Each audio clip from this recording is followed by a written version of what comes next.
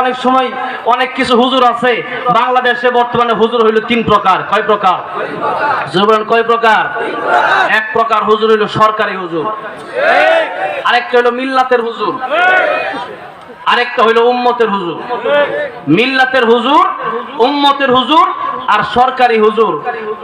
উম্মতের হুজুর মানে দুনিয়াবাসী যেদিকে সে ওই দিকে। এখন মনে করেন জামালপুরে সবাই মিষ্টি খায়, যেদিন 12 রবিউল আউয়াল আসে সবাই মিষ্টি খায়, এখন মনে করেন সেও মিষ্টি খায় আর নাচে।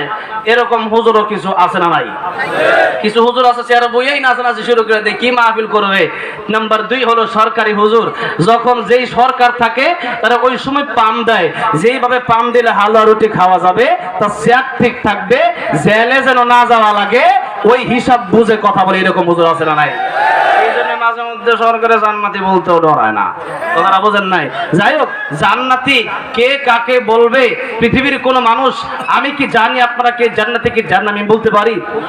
হ্যাঁ, এই কাজ করলে জান্নাতে যাবেন, এই কাজ করলে জাহান্নামে যাবেন। গাইস, আসসালামু আলাইকুম। আজকে আপনাদের মাঝে আবারও নতুন একটি ওয়াজ নিয়ে আসলাম।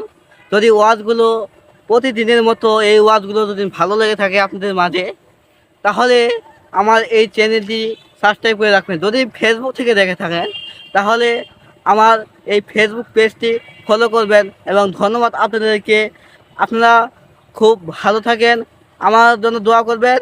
ইনশাআল্লাহ আমি যেন আরও এগিয়ে যেতে পারি, তার জন্য আপনারা আমার জন্য অনেক মন খুলে দোয়া করবেন ইনশাআল্লাহ।